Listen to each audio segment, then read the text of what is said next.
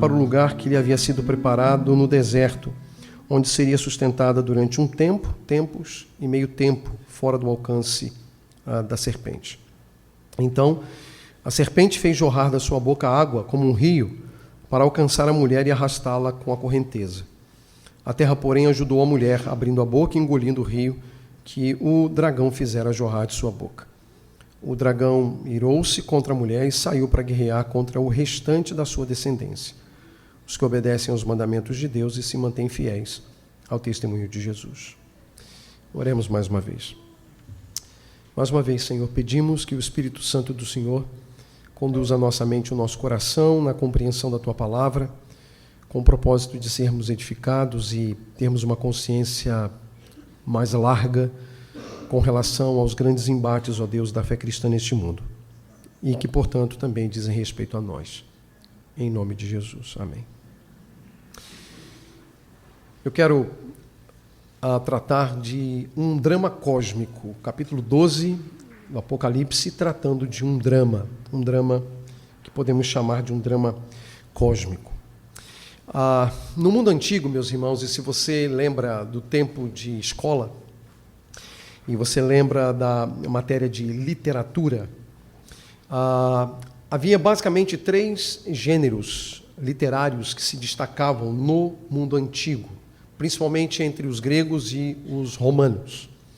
O primeiro gênero era o gênero épico, cuja narrativa tinha um caráter geralmente nacional e heróico, se exaltava muito a questão da pátria, se exaltava bastante a questão nacional, o valor que se dava a um povo em particular.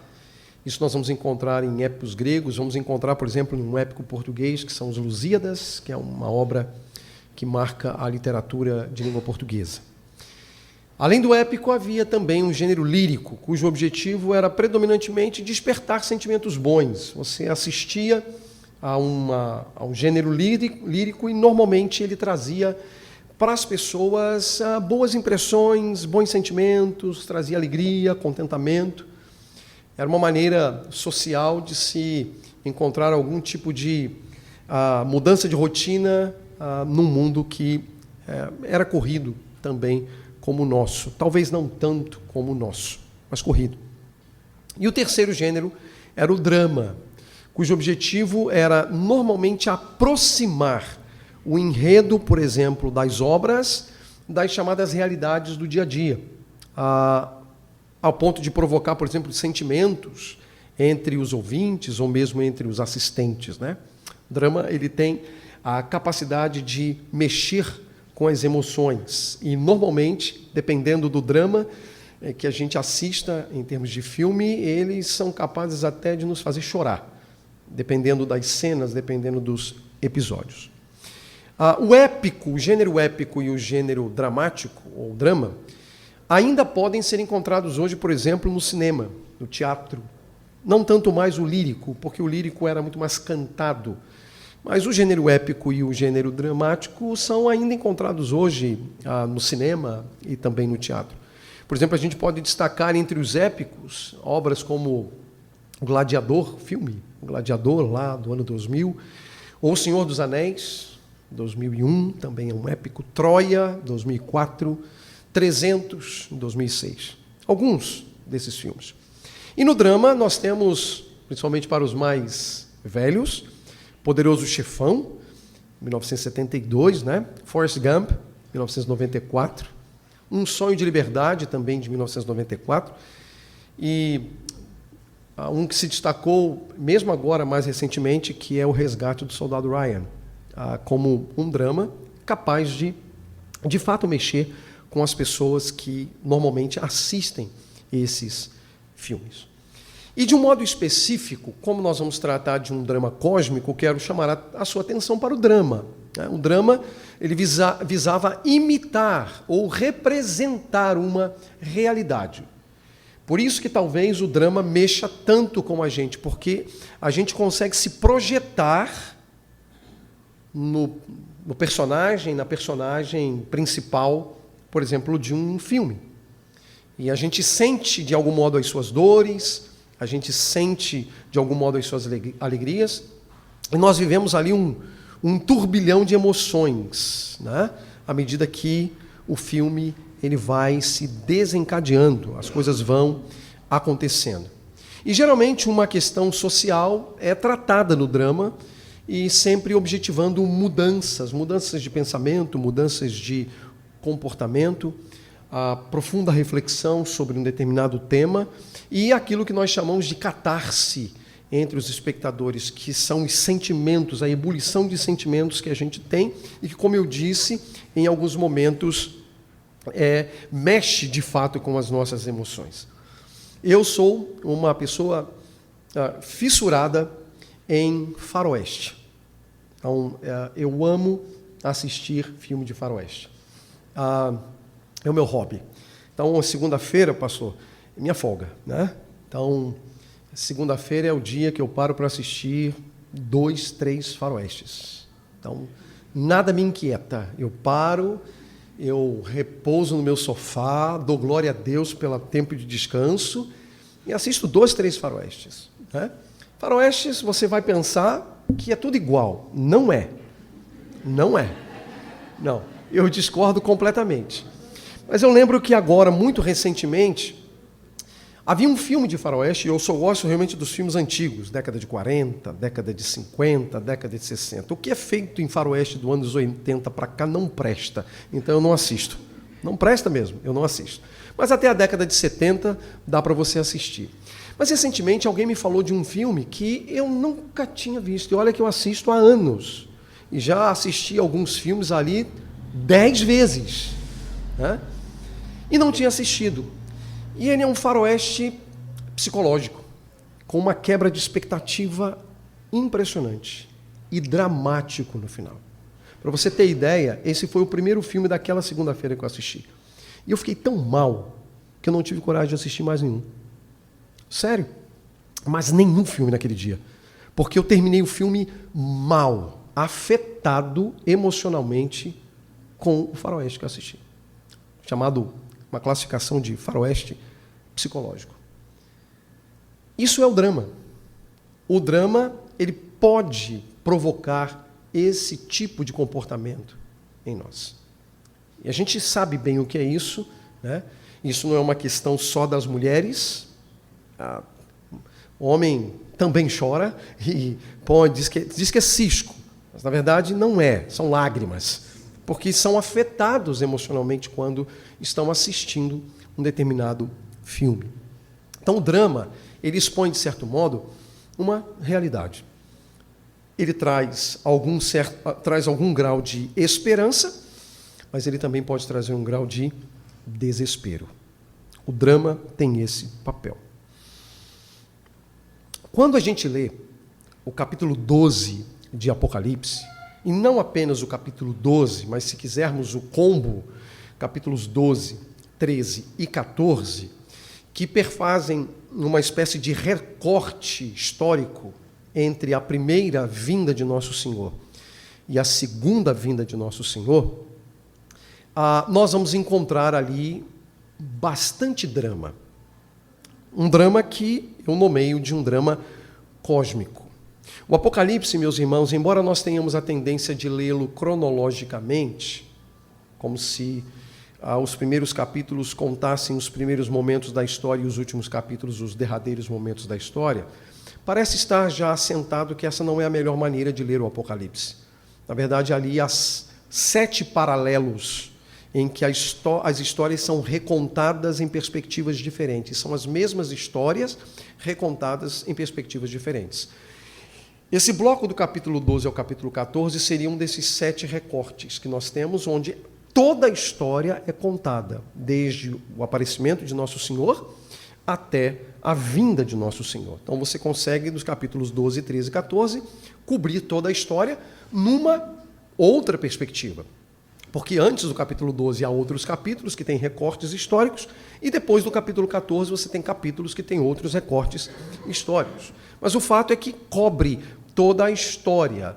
São paralelos que cobrem toda a história, e onde cada capítulo vai agregando novas ideias, ou cada recorte vai agregando novas ideias aos recortes anteriores.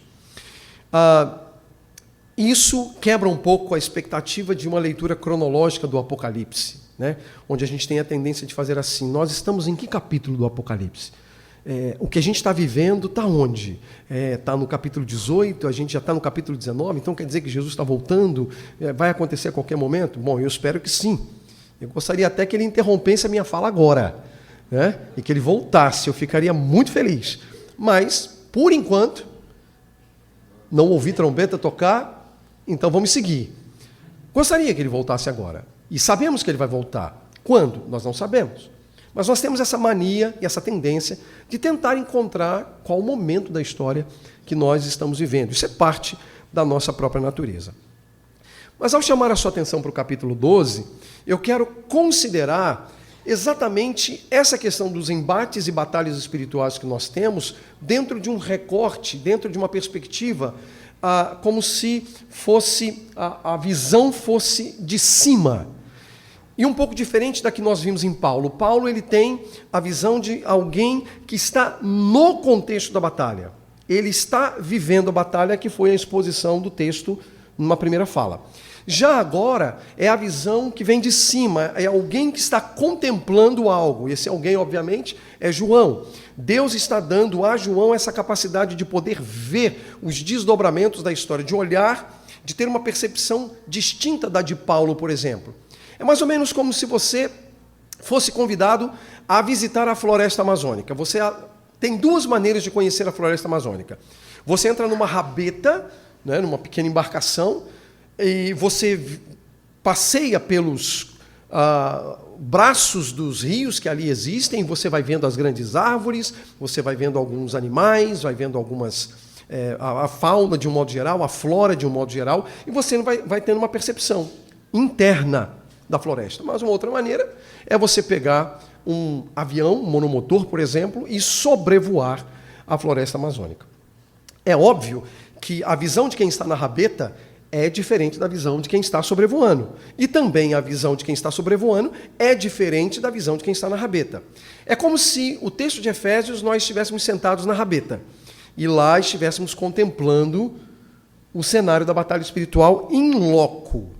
Já o que eu vou propor agora é como se nós pegássemos um avião, um monomotor que não cai, e nós vamos sobrevoar essa visão do capítulo 12, que é uma visão também de uma grande batalha que está em andamento, só que ela agora é mostrada numa perspectiva do alto. Você vê de fora, você não é parte dela. E esse texto ele pode ser dividido em basicamente três partes maiores. A primeira parte, que vai do verso 1 ao 9, é a expectativa que o diabo tinha, e de certo modo tem, de destruir o Filho de Deus. Esse é um primeiro ponto. Versos de 1 a 9 nós vamos ver. O segundo ponto, o segundo recorte, uma forte voz, uma poderosa voz, que anuncia que o drama passará. Esse drama cósmico, ele terá um fim. E, terceiro momento, vai dos verso 13 ao verso 17, o segundo momento de 10 a 12, 13 a 17, o fracasso do diabo em destruir o Filho de Deus e seu empreendimento de perseguir o povo de Deus. Se ele não pode destruir o Filho de Deus, ele vai trabalhar para destruir o povo de Deus. Então, esse drama vai nos ensinar que o diabo, ele tem empreendido esforços ao longo de toda a história para impedir os cumprimentos ou a vontade de Deus ou os planos redentivos de Deus. O diabo trabalha para impedir o cumprimento dos planos de Deus na história. Esse é o exercício dele, essa é a tarefa dele. Os seus ataques a Cristo, os seus ataques à igreja, apesar de serem contínuos e também cruéis, nós já sabemos, esse é o spoiler da história que nós podemos dar para o mundo, não alcançarão êxito. O diabo não terá êxito. A sua derrota, sua condenação são certas. não há dúvidas. E o próprio diabo está ciente disso, e nós vamos ver que o próprio texto diz que ele está ciente da sua derrota. Portanto, é um texto que, apesar de tratar do drama cósmico, ele também traz consolo para o povo de Deus. Ele traz consolo para nós, para o nosso coração. Então, nós vamos voltar ao texto e vamos ver como é que esse drama cósmico ele se desenrola, como se fosse um episódio de uma série. Então, imagine que o capítulos 12, 13 e 14 seja uma série, não vou dizer aqui da plataforma para não fazer propaganda, mas é uma série. E o capítulo 12 é o primeiro episódio dessa série. Se você quiser assistir a série toda, você sabe em que plataforma alcançar ou assistir o restante dos episódios. Ok? Você sabe onde você vai achar. Volta para casa e pega a plataforma. E você vai ver os outros 2 episódios nos capítulos 13 e 14. Muito bem. O que esse drama cósmico nos ensina? O que esse drama cósmico nos mostra? Primeiro, que o Filho de Deus é perseguido. O Filho de Deus é perseguido. Isso está nos versos de 1 a 5, especificamente. Você pode verificar, não vou ler aqui todo o texto, mas você vai lembrar que há aqui uma mulher vestida de sol, ela está grávida, mas há também um dragão que se põe contra essa mulher, mas principalmente contra o filho dessa mulher. Os primeiros versos do capítulo, portanto, revelam aquilo que nós podemos chamar de os personagens centrais desse drama, ok? Nele há uma mulher grávida, com dores de parto e prestes a dar à luz. Ela é assistida de longe por um enorme dragão vermelho que está situado à sua frente e está pronto para devorar o filho tão logo ele nascesse. Portanto, a cena de abertura desse episódio é uma cena desesperadora. Há uma grande ameaça, uma ameaça à figura do que aquela criança representava.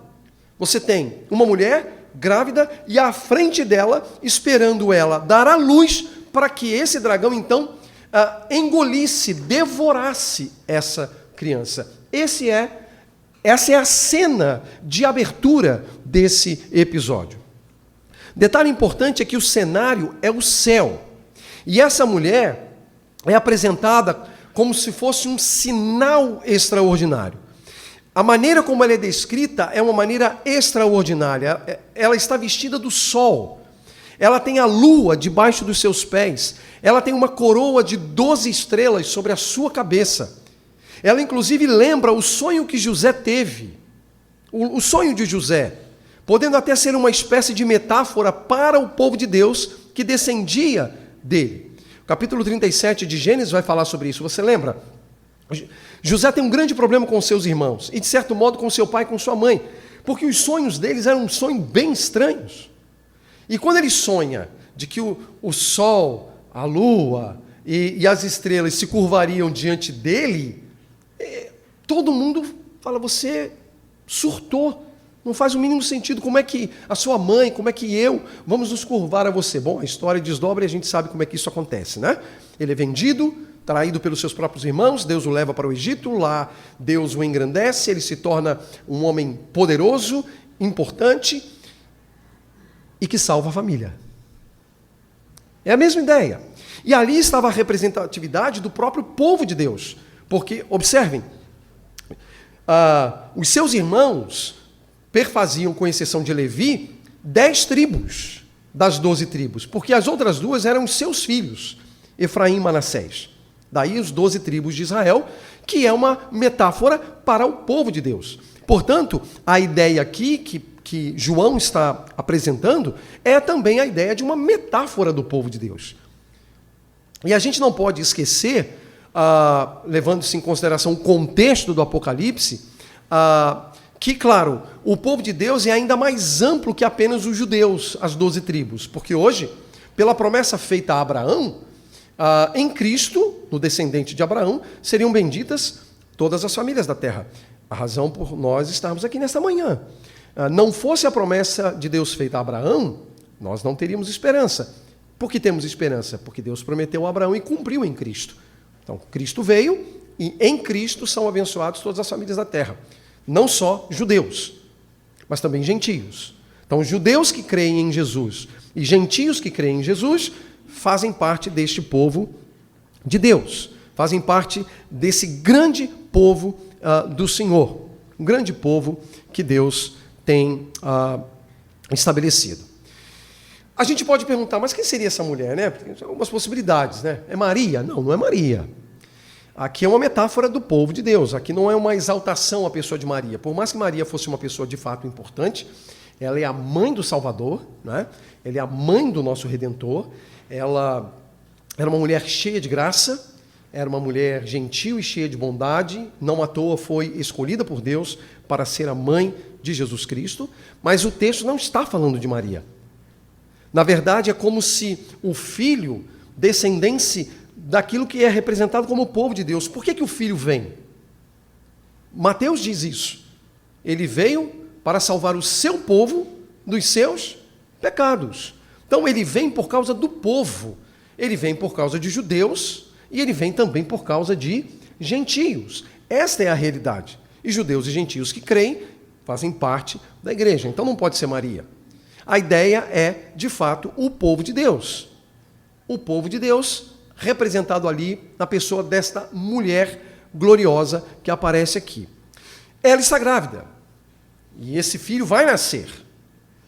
Mas há também diante dela, e essa é a cena, um enorme dragão vermelho, com 7 cabeças e 10 chifres, tendo sobre as cabeças 7 coroas. Eu vou dizer para você que esse é o tipo de filme que eu só assisto na Bíblia, porque eu não tenho paciência para assistir uma cabeça, ou 7 cabeças, 10 coroas. Eu não gosto de filme assim, eu gosto de faroeste. Eu gosto de mocinho no final vai ganhar e bandido vai morrer. Eu gosto dessa ordem, entende? Eu gosto desse princípio, que ali é muito mais do que a questão social. É muito mais, que é o que o texto está mostrando aqui. Ali, inclusive, eu consigo ver evangelho no filme de faroeste. Por quê? Se você conhece um pouco de filme de faroeste, como é que todo filme de faroeste começa? Tudo está certo. Ordem na cidade, está tudo caminhando bem, alguém está cavalgando de um ponto para o outro, está tudo em paz. Isso é criação. Mas aí, de repente, entra em cena o bandido que vai aterrorizar a cidade. Isso é queda. Chega um mocinho para dar conta do bandido. Esse é Cristo. E no final, ele vence e põe ordem na cidade novamente. Isso é consumação. Criação, queda, redenção, consumação. Num filme de faroeste. Entende por que eu amo faroeste? Porque é teológico, ok? O filme é teológico. Então, notem, aqui você tem esse cenário, Então, eu não teria paciência a não ser nessa plataforma. Nessa plataforma eu assisto. Ele tem 7 cabeças. Olha que coisa horrenda. Ele tem 7 cabeças. E ele tem 10 chifres. Ele tem mais chifre do que cabeça. Ele tem coroas. E ele arrasta consigo 1/3 das estrelas do céu. Isso te remete a alguma ideia? Remete, não remete? Esse dragão, inclusive no verso 9, é revelado como sendo a antiga serpente chamada Diabo ou Satanás. Está no verso 9. Esse é o dragão. O dragão é a antiga serpente, aquela que tentou Eva no Éden. Ele é, de acordo com o texto, aquele que controla os governantes das nações e tem a seu serviço 1/3 dos anjos caídos. Está a serviço dele. E qual é a tarefa dele? A tarefa dele é atacar o filho, aquele que governará todas as nações com um cetro de ferro. E aí notem, assim agiu Herodes ao decretar a morte dos meninos. Não tentou matar o filho? Assim agiram as autoridades religiosas de Israel ao caluniarem o Salvador. Não tentaram matar o filho? Assim agiu Pilatos ao lavar as mãos no julgamento. Ele nada fez para salvar o filho. Entretanto, meus irmãos, o próprio Deus, após o cumprimento da sua missão, faz com que esse filho, ao nascer, ele seja arrebatado para junto de Deus e do seu trono. Ele tem a garantia do Pai, ele é guardado por Deus, ele é preservado por Deus, e é assim que terminam ali os primeiros versos do capítulo 12. Né? Ele é arrebatado para junto de Deus e do seu trono. É assim que termina o verso 5. O filho sendo perseguido, tendo a antiga serpente o objetivo de destruí-lo. Há um segundo ponto. O diabo está sob juízo. Do capítulo 12, do verso 7 ao verso 12, início do verso 12, isto fica muito claro. O texto diz que há uma batalha no céu, Miguel e o seu exército lutam contra o dragão e o seu exército, e com a derrota, porque o dragão com o seu exército não eram e não são fortes o suficientes, eles perdem o lugar no céu e são lançados do céu à terra. Eles são lançados sobre a terra. E com a vitória do filho, o dragão passa a trabalhar para enganar todo mundo, sabendo uma coisa, que pouco tempo lhe resta. Veja, e eu quero ler agora com você, a partir do verso 7, se não é isso. Houve então uma guerra nos céus, Miguel e seus anjos lutaram contra o dragão, e o dragão e os seus anjos revidaram. Mas estes, no caso, o dragão e os seus anjos, não foram suficientemente fortes, não conseguiram fazer frente a Miguel e aos anjos do Senhor. E assim perderam seu lugar nos céus. O grande dragão foi lançado fora. Ele é a antiga serpente, aí agora vem a identidade dele, né? Antiga serpente, chamada Diabo ou Satanás, que engana todo mundo. E a ideia aqui não é a ideia senso comum, ele engana todo mundo. É a ordem. São todos os homens. Ele engana, ele é um enganador. Jesus mostrou isso muitas vezes. Ele é um enganador de todo mundo. Ele e os seus anjos foram lançados à terra. Ok? E aí depois vem uma doxologia, do verso 10 até o verso 12, mostrando aí essa realidade. Mas há uma palavra no verso 12, quando ele diz assim: portanto, celebrem-no, ó céus, e os que neles habitam. Mas ai da terra, ai do mar, pois o diabo desceu até vocês. Agora veja, ele está cheio de fúria, pois sabe que lhe resta pouco tempo.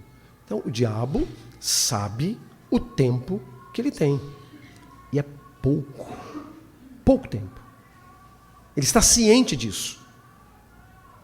Ele está ciente completamente dessa realidade.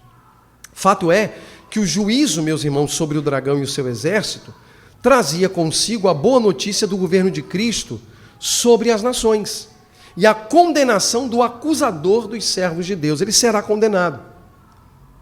E os servos de Deus vencerão por causa do sangue do Cordeiro e por causa da palavra do testemunho que deram. Eles são aqueles que, diante da morte, não amaram a própria vida. Estavam, portanto, em andamento a própria vingança divina sobre os inimigos de Deus e os inimigos do povo de Deus. O diabo sabe que pouco tempo lhe resta. O texto também nos diz que esse povo, então, com essa circunstância do Cristo arrebatado, do Filho arrebatado ao céu, o povo de Deus passa a ser perseguido. E aí note o verso 6. A mulher fugiu para o deserto, para um lugar que lhe havia sido preparado por Deus, para que ali a sustentasse durante 1260 dias. A mulher foi levada para o deserto. A pergunta que eu faço para você é a seguinte: deserto é lugar de paz ou de tribulação na Bíblia? Luta, não é verdade? Pense comigo, todos os episódios que dizem respeito ao deserto na Bíblia são episódios de lutas e dificuldades. 2 exemplos. O povo de Israel sai do Egito, vai para o deserto, 40 anos. O que eles vivem ali? Lutas. Jesus, para ser tentado pelo diabo, foi levado para onde? Para o deserto. Lutas. Então, deserto é uma palavra que dentro da Bíblia, salvo se o contexto der uma outra indicação, sempre traz ideia de luta e de tribulação. E a mulher é levada para onde? Para o deserto. E qual é o tempo em que ela será sustentada? 1260 dias. 1260 dias. Isso é importante. O mês judaico, ele tem 30 dias. 30 dias. Todos os meses, tá? Dentro do calendário judaico. Não é igual ao nosso. Eles têm uma outra contagem. 12 meses de 30 dias. Então, se o nosso ano tem 365, 366, quando bissexto, o ano deles tem 360 dias. 360 dias. Se você multiplicar, ou se você pegar 1.260 dias e dividir por 360 dias, sabe quanto é que vai dar? 3 anos e meio. Você pode fazer depois aí o cálculo. 3 anos e meio. 3 anos e meio. Existem alguns números da perfeição. 3 é um número da perfeição. 7 é número de perfeição na Bíblia. 10 é número de perfeição. 12 é número de perfeição. 3, 7, 10 e 12. 3,5 é metade de 7. 7 seria tribulação completa e plena contra o povo de Deus. Mas Jesus falou que se não fosse colocado um freio, ninguém se salvaria. Lembra disso? Então, Deus mesmo providencia um sofrimento pela metade, ou seja, o povo de Deus nunca sofrerá tudo o que pode, porque Deus vai fazer algo por nós. Nunca será o povo de Deus submetido a uma tribulação ou sofrimento tal que a gente sucumba diante da dor e do sofrimento. Nunca. Pela metade. Pela metade. E é interessante porque 1.260 dias também equivale a 42 meses, que é uma outra linguagem que você vai encontrar num outro capítulo de Apocalipse. Ou seja, 1.260 dias é igual a 3 anos e meio. 1.260 dias é igual a 42 meses. Mas também 1.260 dias é igual ao que nós vamos ver aí no próprio final, mais no finalzinho do capítulo 12, a um tempo, vamos fazer assim que é melhor. Um tempo, 2 tempos e metade de um tempo. 3 anos e meio. São linguagens para dizer que o povo de Deus nunca será provado além da sua capacidade. Paulo diz isso, não é verdade? Que não veio sobre nós nenhuma tribulação, nenhuma provação que nós não fôssemos capazes de resistir. Porque Deus é que mantém o controle sobre essas questões. Deus a leva para o deserto, mas Deus guarda a mulher no deserto. Deus nos traz para um mundo que é um verdadeiro deserto em relação às coisas de Deus, mas Ele nos guarda neste deserto. Ele empenhou a sua própria palavra. Essa é a história de luta do próprio povo de Deus ao longo desses últimos 2.000 anos. Portanto, Deus está mostrando com isso a sua bondade e a sua providência. Deus é aquele que sustenta o seu povo.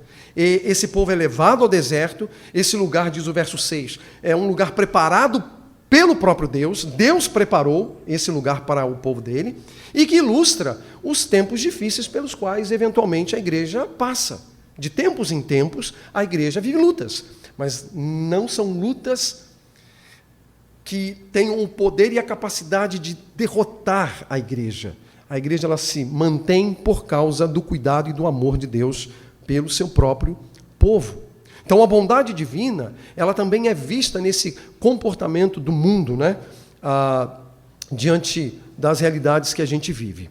E do verso 12 até o final do verso 17, a gente vai perceber também que o diabo ele sai para perseguir a igreja, para criar dificuldades para a igreja, para gerar problemas para a igreja, mas, na verdade, como termina o próprio capítulo, a igreja ela se mantém, ela é guardada pelo próprio Deus. E nessa guarda, veja só, o mundo serve a igreja. Sim, o mundo serve a igreja. Vamos pensar aqui numa fonte uma fonte de água que vai fluindo, e a gente sabe que os nossos mares, os nossos rios, os rios, por exemplo, são de pequenas fontes, né? Que a gente não imagina, mas essa pequena fonte aqui, ela é capaz de tornar aquele rio lá na frente? Imagine aqui o ponto. Você tem uma fonte e dela brota uma água que vai se avolumando, avolumando, avolumando, avolumando. E depois essa fonte, esse leito, ele pode se dividir em quantas partes quiser. A natureza estabelece isso aqui. É basicamente isso que o texto está falando. Porque o texto diz assim, verso 15: a serpente fez jorrar da sua boca água como um rio. Bom, vamos imaginar que aquilo que está saindo da boca da serpente não é coisa boa. A serpente é o diabo, é o dragão, é Satanás. Então, o que sai não é uma coisa boa. É uma correnteza destruidora. Correto? Para alcançar a mulher, quer dizer, ele sai para... O objetivo é alcançar a mulher, derrubar a mulher, acabar com a mulher e arrastá-la com a correnteza. A terra, porém, ajudou a mulher abrindo a boca e engolindo o rio que o dragão fizera jorrar da sua boca. Qual é a ideia aqui? O mundo, ao engolir esses sistemas caídos, pecaminosos, que são contrários a Deus, ele acaba arrefecendo a força dessa correnteza sobre o povo de Deus.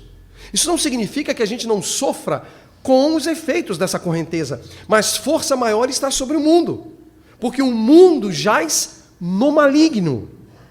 O mundo está separado de Deus. Então, até nesse aspecto, Deus fez com que o mundo se tornasse, nesse aspecto, um servo da igreja.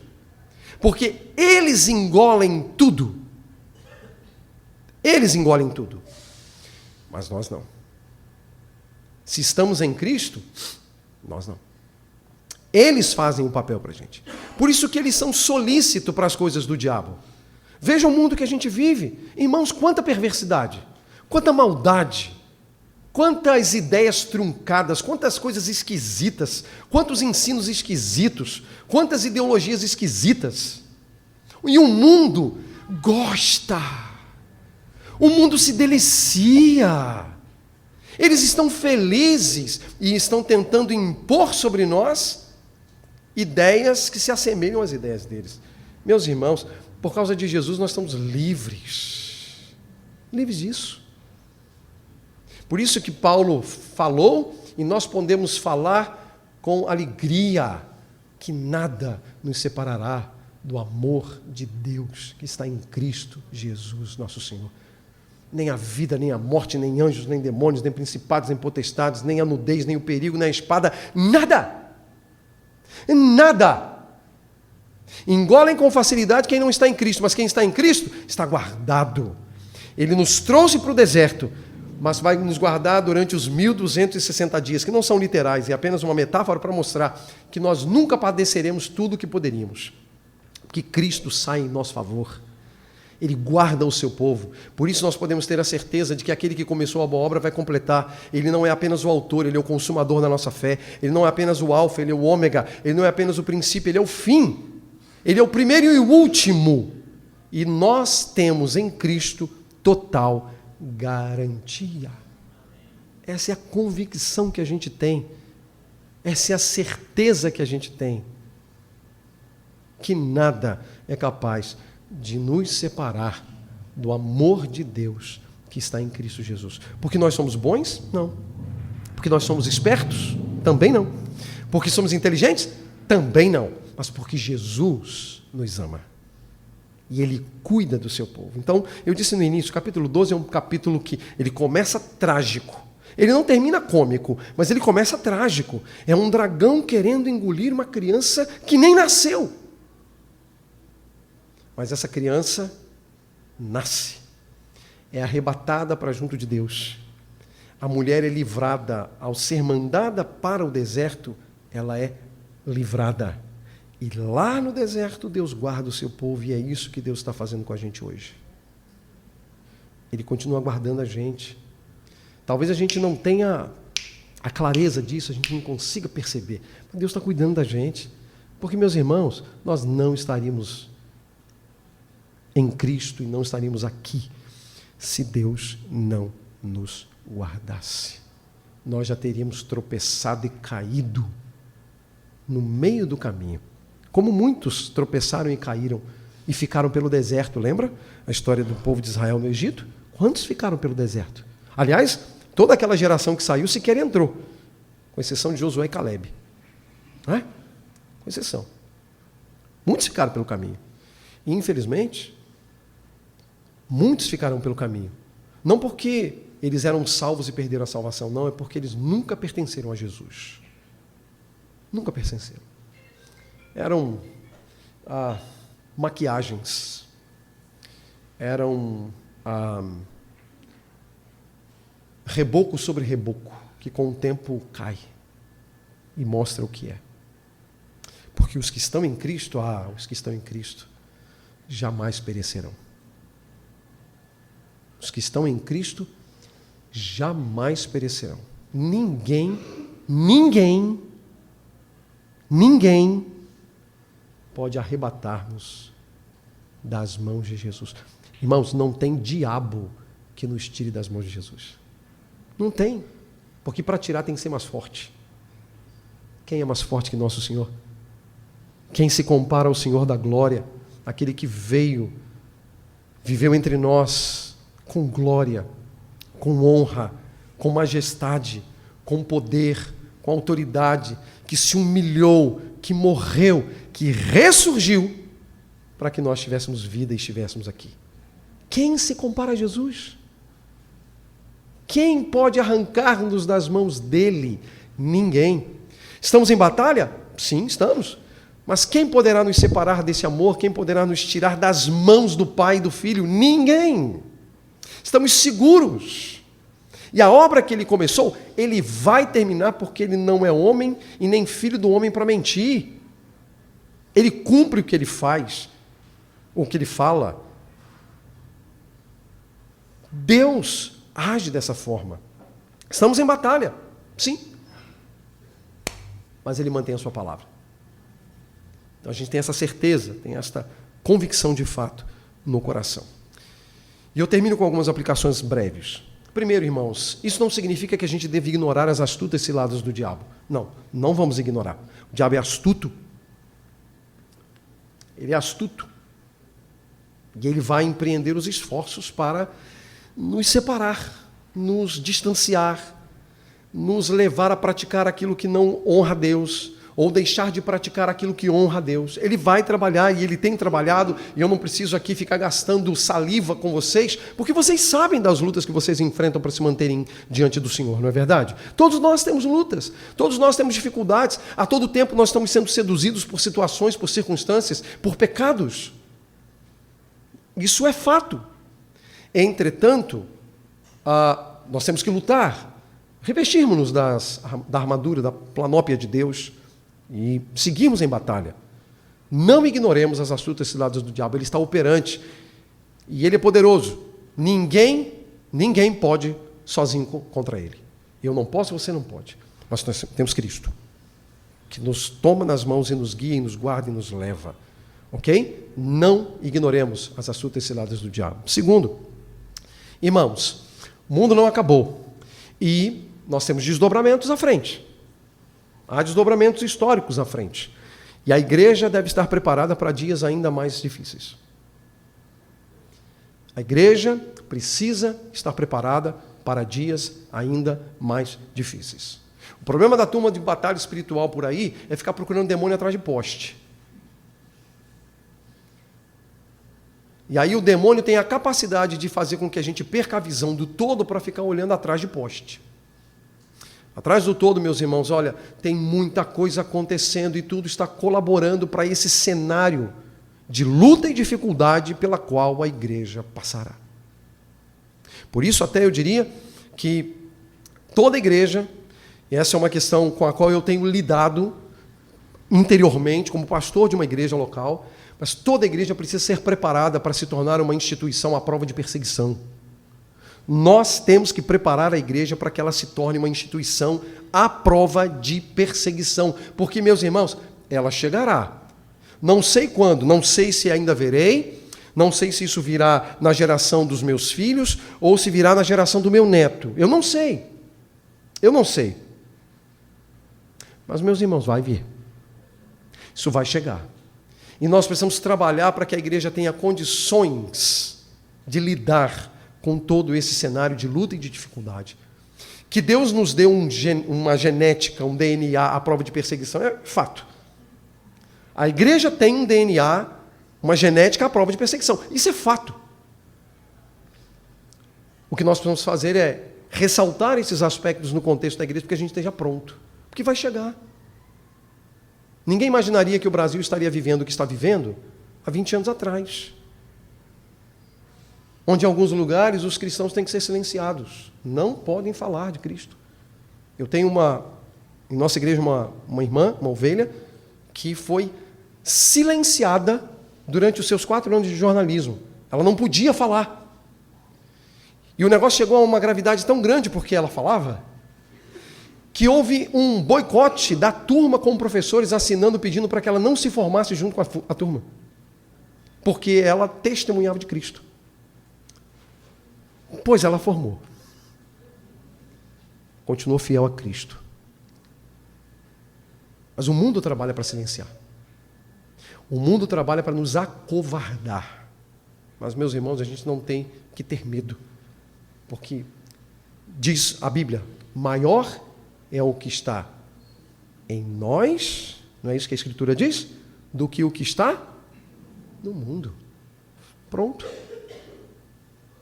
Pronto. Devemos estar preparados. E por último, consolo.